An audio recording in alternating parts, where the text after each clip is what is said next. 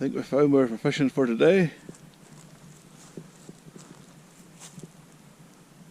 Now to get the van unloaded and get the session underway.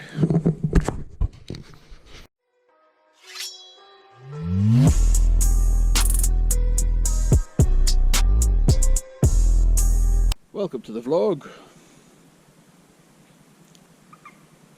We're on Lough Erne again. It is a beautiful flat cam day. There was a frost last night, so getting down this lane to where we're fishing was interesting.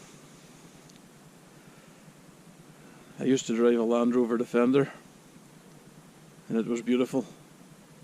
You just pointed it in the direction where you wanted to go, and you got there. Didn't get there fast, but this thing went everywhere. As many points as the caddy van behind me has, off-roading is not one of them. But if you're a first-time viewer of the vlog or you're new to the channel, don't be scared to like the videos and share them and all the other nonsense you have to do for YouTube to please the old algorithm. We're actually fishing today on Church of Ireland property, so we have to be good. Can't swear. I don't want Jesus to come and get me. That's a joke. Just a joke. But where I'm fishing, it's technically called the loch, but it's not. It's more like a river. The tow is going this direction. And I have baits. I have one bait that's just off the shipping channel and one bait that's right in the middle of the shipping channel. Because this is like an abandoned launch that's frozen over, I'm pretty sure nobody's going to be coming to try and use it today, because it is interesting, shall we say, slippy to get down. But baits are in the water. I can see bait fish surfacing all around me, and I'm just about to make a cup of coffee. Today's shaping up to be good so far.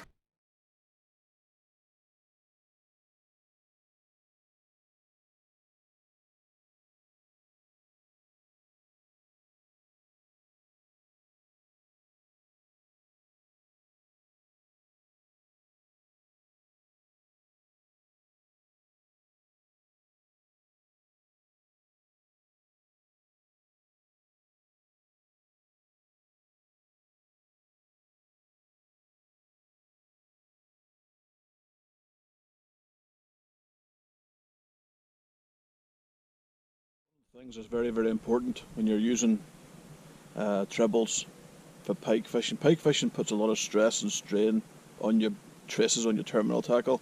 That is why I step everything up. You know, I don't use weak lines. I don't even my monos are like 20-pound breaking strain. My trace wires start at 45-pound to 60-pound. Overkill is underrated. I want to be able to battle the biggest fish in the system and have no problems in my head thinking, will this trace last? Another point that I do with all my traces, it's kind of like an OCD thing, is this thing here. This is a little hook file, and all you do, nice and simple, is you just touch up the hook point. Now these are hooks that have been used. You can see that they've been used a few times. You're just basically touching the points back up again. You're putting a lot of abuse on your hooks. You're forcing them through frozen dead baits. You're bringing them back. You're bumping them off rocks. It's very common to see a little point that's been bent over or, done away with. I'll sharpen that until it's like it's almost sticky sharp.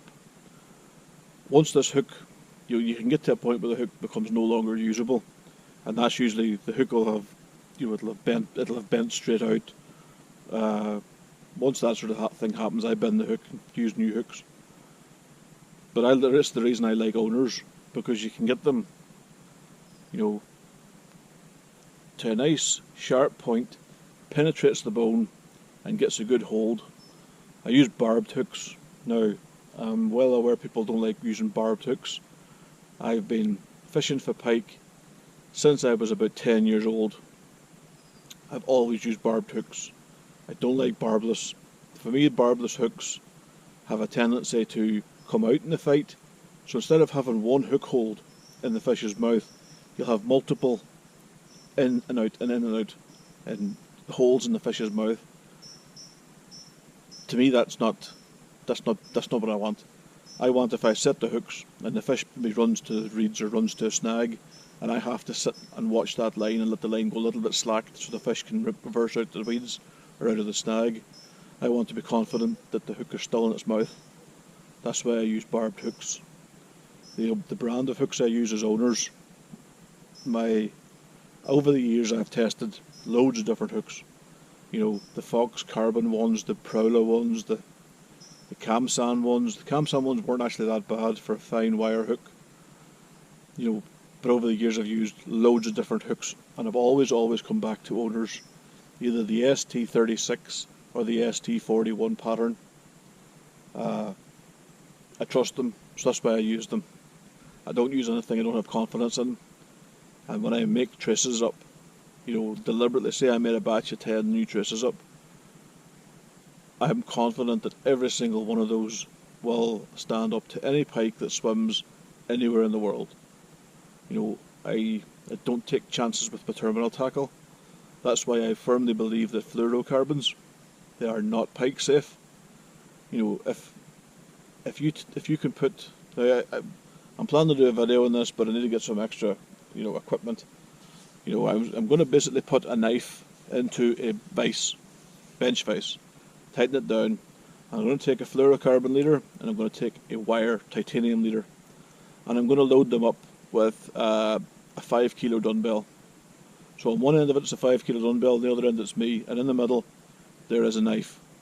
And I'm going to lower the dumbbell and pull the dumbbell up, and see how many times I can do that before the knife destroys the leader. The fluorocarbon guys out there is going to go, well, you know, that's pike don't have knives for teeth. Well, pike actually have razor sharp teeth, thousands of razor sharp needle teeth. If you're telling me that a pike's teeth isn't as sharp as a knife in your kitchen, then I'm going to laugh at you and tell you you're wrong. That's why I believe fluorocarbons not worth it for pike, guys. And somewhere on this system, this is the Erne, somewhere on the beautiful Erne system, there is a human being that is using fluorocarbons for their bait traces, and they're being broke off because myself personally and other anglers that I trust have been finding pike with these fluorocarbon traces, remains of them in their mouths. So I don't know whether it's visiting anglers, visiting tourists, or if it's a local guy, but I'd love to meet them just to give them a kind of a backhander in the back of the head and tell them to pack it in, because they're not doing any pike any favours. Another problem I'm finding on this stretch of the loch with the pike, a lot of them have damaged bottom jaws from boga grips. I'm not going to have a rant about boga grips. You all know where I stand on them. You shouldn't be using them for pike, and if you're using them and I see you using it, I'm probably going to take it off you and throw it in the loch. That's just the way it goes. Don't use boga grips. And we've had a jack. Or rather, we had a jack until it fell off and made off with my pollen, but the fish are here. It's just gone 10:30 in the morning. So it is a celebratory cup of coffee time, maybe have a cigar, and then think about breakfast. Today on the menu is sausage rolls. All we're doing is heating them up again. But I'm happy. I've caught a fish. You're just going to have to imagine that I'm holding it. And then I'm going to get the abuse from people saying, you shouldn't be holding the pike up that high. It's like, oh, alright. Maybe if I hold it towards the camera like that, there you'll think it's a 20. But I'm not going to count it as something to be dancing up and down the aisle to, but at least it's not a blank. See, when you're out fishing and you catch nothing, it just destroys your soul.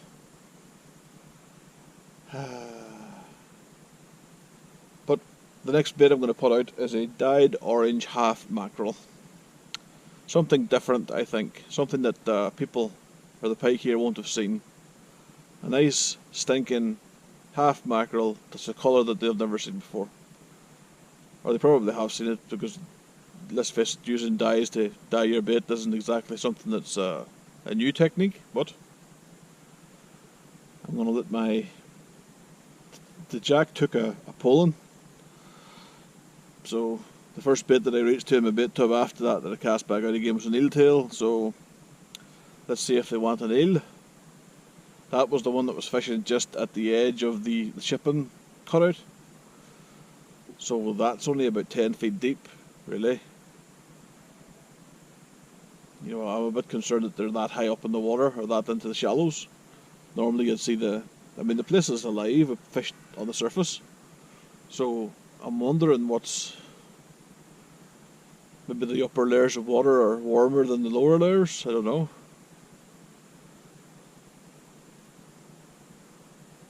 Either way, we're off the mark. The sausage rolls I've got are from the Ashers company. The Ashers are the company that's quite famous in Northern Ireland. They're the ones that wouldn't bake the wedding cake for the gay people. Now,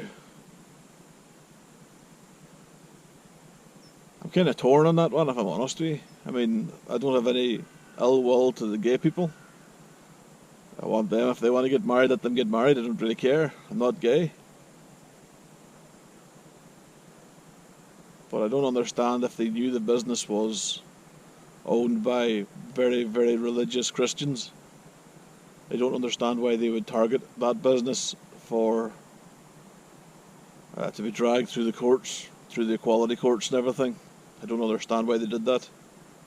I mean, there's 1,000 other places in Belfast that could have got a cake made for them, but they chose a very religious business owner. Last I heard, it was thrown out of the courts. It was they came down on the side of the business owner. But I don't know. I don't know how you meant to think about it.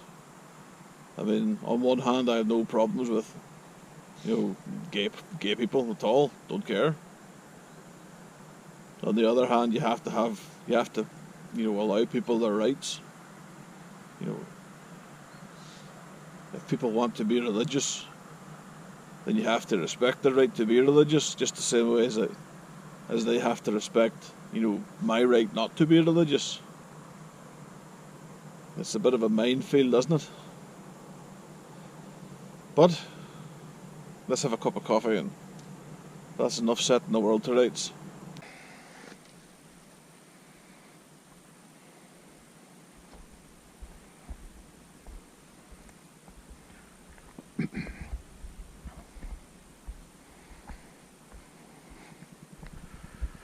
Still pretty slick, still pretty slippy.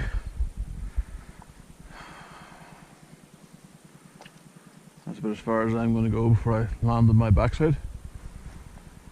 So there you go, water level.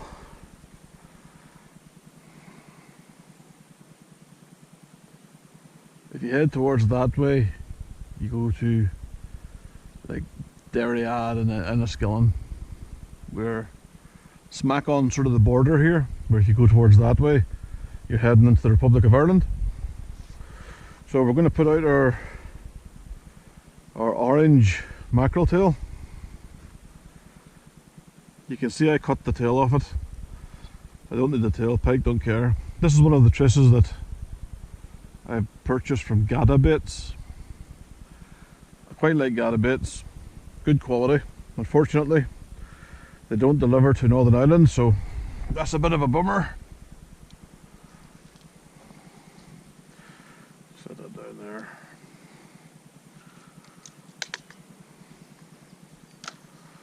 Unfortunately, if they manage to sort themselves out and deliver to Northern Ireland, then I would be a frequent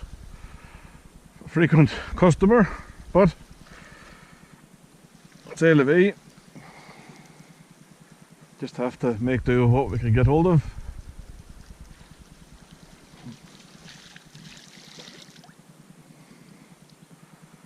My little salmon power wasn't touched, so we're going to see if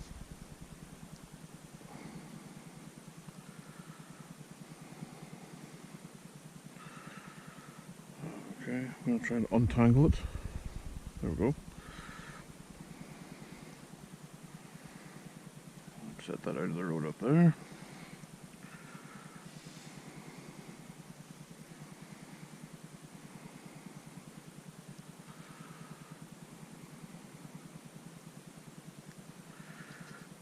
I'm getting a lot of dead weed coming through the system. So, and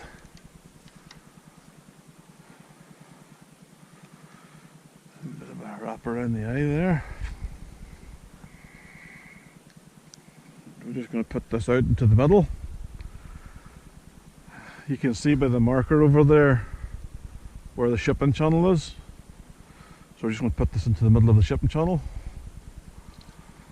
I'm just going to make sure it's not tangled up. There we go, that's my standard running ledger.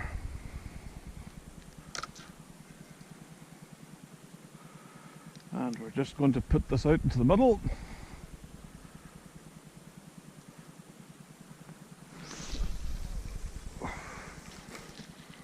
I'm not sure what happened there.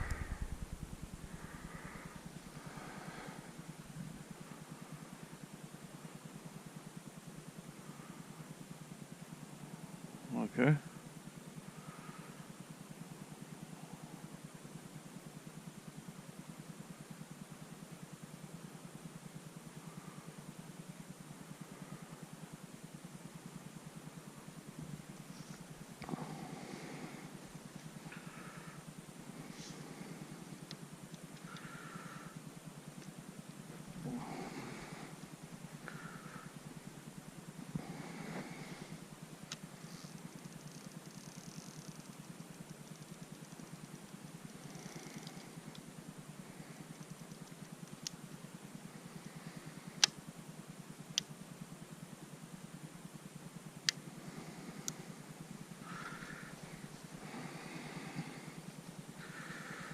Right. Not sure how well you guys can see this, but this is my drop arm setup. If the pike brings the bait toward us, the drop arms will drop forward or drop back.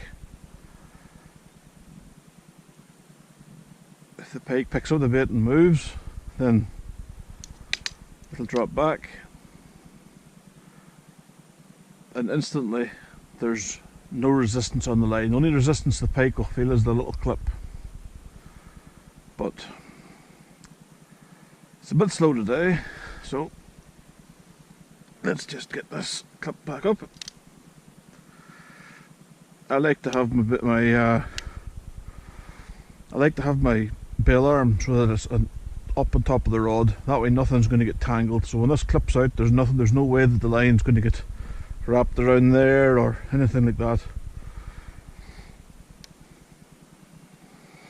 And there we have it. The two rods are sitting. Beautiful autumn winter day.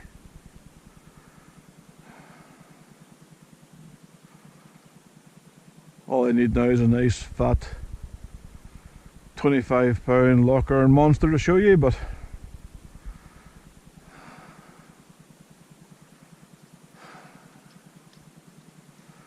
keep the faith. Come on, keep the faith.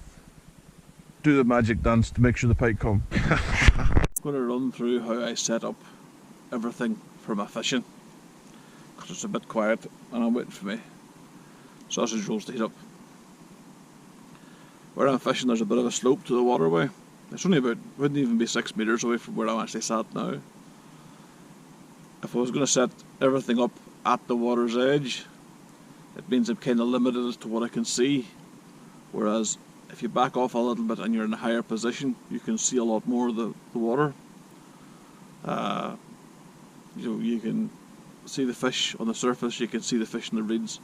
So it's all about finding the best position for your rods, and then the most comfortable position for you to fish.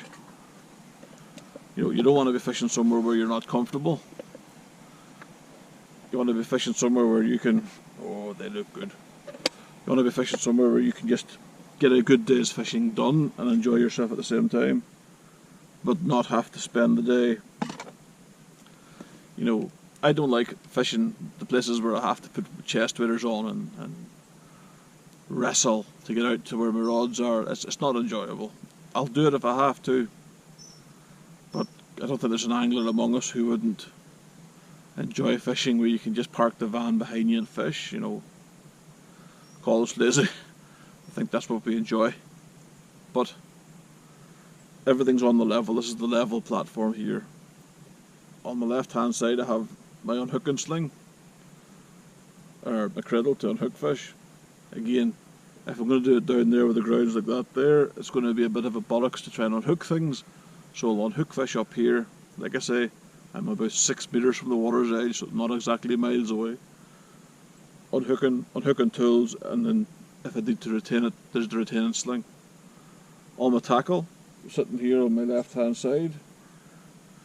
On my right hand side is a kettle to boil for water for a cup of coffee, and then my bait. I'm a firm believer in getting your place, getting your fishing area, kind of keeping it organised. I don't like having stuff scattered everywhere. Mainly because it's, sod's law, you're going to have some overexcited dog walker bringing their dog down to see you, and you end up with somebody's dog, jumping all over your fishing area. At the minute, I've got a bait that's sitting on the ground, that's already wired up on the trace, everything's ready to go, but I've sprayed it with orange dye, so when I cast it out it's going to be an orange colour half mackerel. Normally I keep my baits in a bait box with a bungee cord wrapped around them, so excitable dogs can't get into the bait box. I have had an occasion where people have let their dogs off leads, and literally they've come down to try and eat the bait off the trace. Now, I don't want to cause the dog any harm. I don't want to cause pet owners any trips to the vets or anything like that there. So you have to kind of alter your fishing to kind of fit around the dates. Unfortunately, there's idiots who don't have their dog in a lead.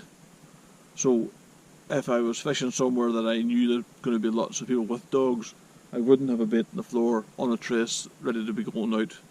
I would spray it, I would hook it up, I would spray it, and I would put it into like a bait box and keep it lidded in it. Unfortunately, we're at a time and age in the evolution of humanity that you have to allow for the stupidest person. And I don't particularly enjoy that, but that's the way it goes. You're going to have some idiot with their little stupid dog that's going to, deliberately come to where you are and annoy you. And if it does something and gets hurt, or if it picks up a bait that's got a hook in it, then you're going to have some stupid woman or stupid dog owner or whatever, potentially wanting to take you to court to get you to pay for vet fees, and ignore the fact that the stupid human should have had the dog on a lead. But I don't think I'm just having a go at dog walkers here. I mean, one of the vlogs I had some idiot with a horse deliberately on a stretch of loch that anyone that's fished for Mana will know. This stretch of loch, there's about 800 yards of shoreline where this idiot could have went in at any point in that there. But no, she decided to come down to where I was fishing and put her horse and screaming child into the loch right on top of where I was fishing. I don't know if it's maliciousness or if it's just somebody being a retard, but I'm going to enjoy my cup of coffee and my sausage roll. I hope the gay community don't freak out that I'm eating something bought from an Asher's shop. I didn't actually realise that they were Asher's until I arrived down this morning and went, oh, that's that company that doesn't bake gay cakes. But it's not so bad. It's not so bad. It's fishing. We're out here in the great outdoors. See you in a minute. The drop arm on the left hand rod just twitched up about 2 inches. So I might actually have something on or nudging around my eel tail.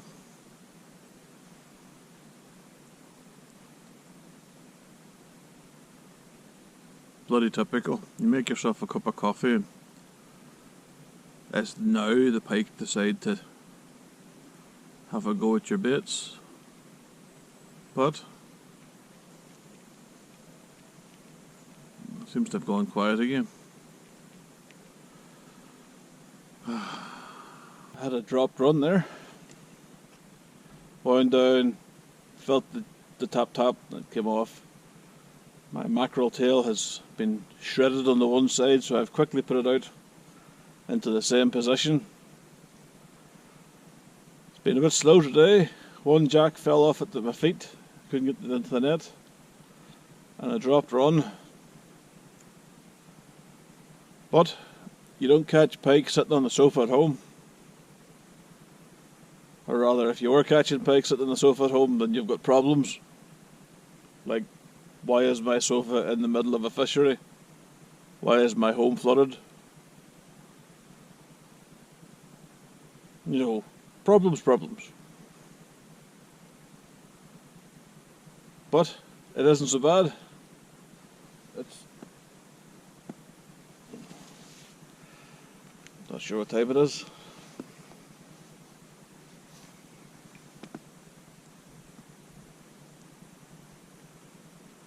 It's just gone 1:45 in the afternoon. You give it another couple of hours, it gets darker around about 5 o'clock, so another couple of hours, maybe 3, and then take a slow drive home. MSW is up in Londonderry today. She's doing the Christmas shopping. So that's one less thing I have to worry about. My wife's doing the Christmas shopping for us. I hate going to shopping centres. It's weird. I can go to a heavy metal festival, like the Download Festival, and you know there'd be like 90, 100,000 people there, and I can go there and it can be fine. Everything can be cool. But you put me in a shopping centre in the Christmas season, and my anxiety levels just go through the roof. You know, you get people that's just ramming into you with prams and shopping with trolleys, and it's like I don't cope so well in that environment. I definitely do not cope so well in that environment. But MSW is sorting that out today, so that's a plus.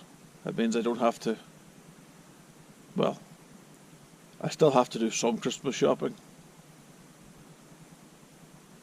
but I'm hoping that most of it can be done online. My family is relatively great. You know, give them booze, they're happy.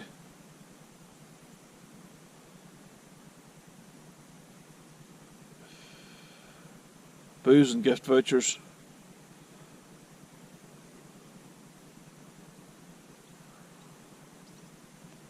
Only problem is with MSW, her birthday is kind of 2 days after Christmas Day. So her whole life she's been told this is your Christmas present and your birthday present. It's one of her pet peeves. So I have to remember, you know, to buy Christmas present, then buy birthday present on top.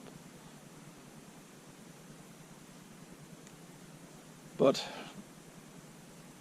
it's only the 1st of December. I've got 24 days before I have to worry about buying Christmas presents just yet. It's 2:30 in the afternoon. It's Sunday the 1st of December. And the temperature gauge in my truck says it's about negative half a degree. That's not accounted for there's a breeze going this direction. And I'm not so bad here because there's some trees kind of shielding me from it. But when I'm down beside the rods, there's no trees shielding me. And you definitely feel that breeze. It is not something you want to be standing out in. Update. Apart from the pike that fell off this morning and the dropped run, it's been a bit slow. I've now got a couple of swans that are doing swan type stuff. I don't know why they're interested in coming and saying hello to me. I've no food. I'm not feeding them. That's one of the things you got to worry about on the Erne, is the swans. They are somewhat mean, shall we say. But it's been okay. I mean, I'm enjoying being outside fishing. My mother has just texted me saying that she has made the first batch of Christmas mince pies. So right now my mind's going mince pie and cream with a cup of tea.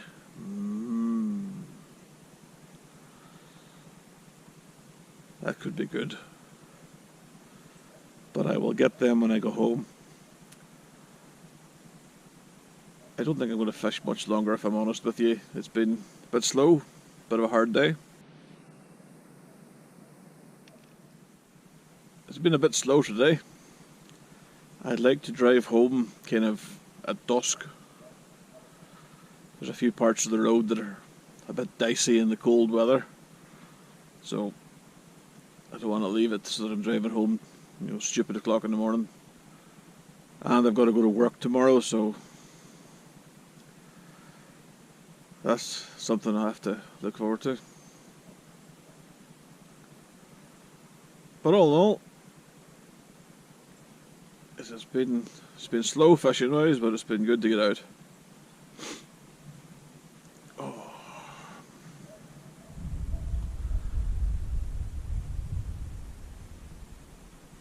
I'm debating whether I should have another cup of coffee. I have half a kettle of water.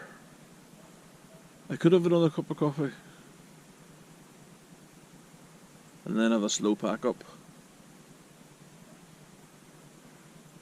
Or I could just have a slow pack up now. I'll go home and have mince pies. Decisions. Okay, our eel has just fell out. I don't know if it's the flow or if it's a natural fish though, so let's wind down and find out, shall we?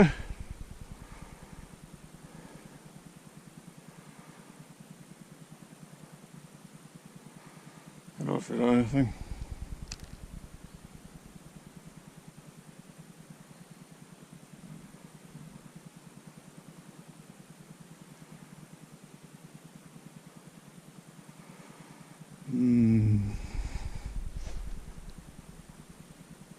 Nope. Nothing. I wonder what's wrong there. Another drop run.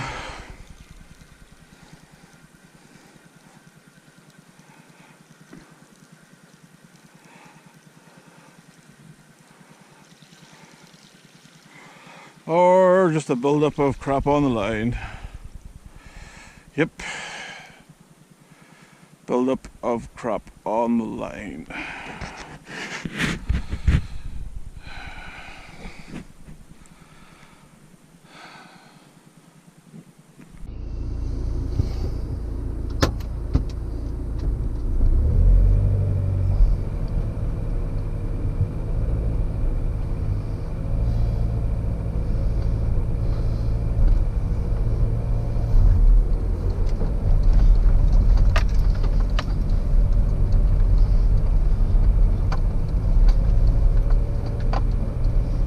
I did not want to do this track in the dark because it's all about trying to keep out of the two big ruts. And it's a bit slippy.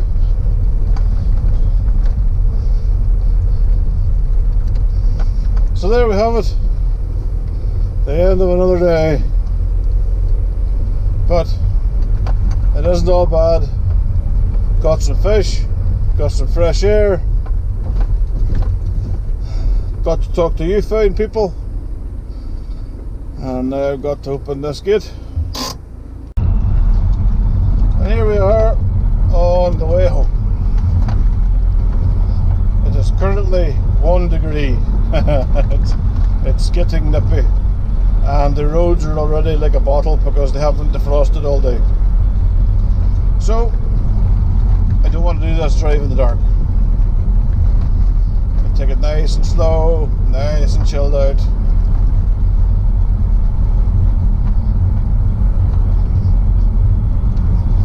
One of the places that I fished on a regular basis, you used to have to wait till the man turned up to open the gate. It was a council-owned facility, and the man used to open the gate right about 9 o'clock in the morning, you know. And one morning we turned up to this. There was 3 of us, 3 different carloads of us fishing. We were having like a little friendly match between the 3 of us. You know, the sort of match where, you know, loser buys the chips for the other 2 on the way home. Nothing serious, no money involved, just a bit of fun. And we turned up at the gate, and the gate was not there. So I went, okay, we just drove down the little lane, and the next thing we knew, there was the PSNI, the police, asking us questions about criminal damage, where people had took the gate, destroyed the padlock, and made access down to the place. And we were fit to say, well, no, we weren't the first to arrive here. You know, there was other vehicles in front of us, so maybe go and speak to them because they would probably know more than us. And eventually, the police were fit to take the fish. The police kind of figured out who was doing it, mainly because the dude had, you know, bolt cutters in his van. But as a consequence of that, the council kind of withdrew access. They would only open the lane if it was like a recognised match. Like you actually had to apply to the council for permission like 3 weeks in advance before you could go and fish there. So you were kind of stuck because of some idiots, and that's my point really. It only takes a couple of idiots to ruin something. So if you're going somewhere and you go through somebody's gate, close the gate. Basic rules of the countryside. It's up there with don't leave litter.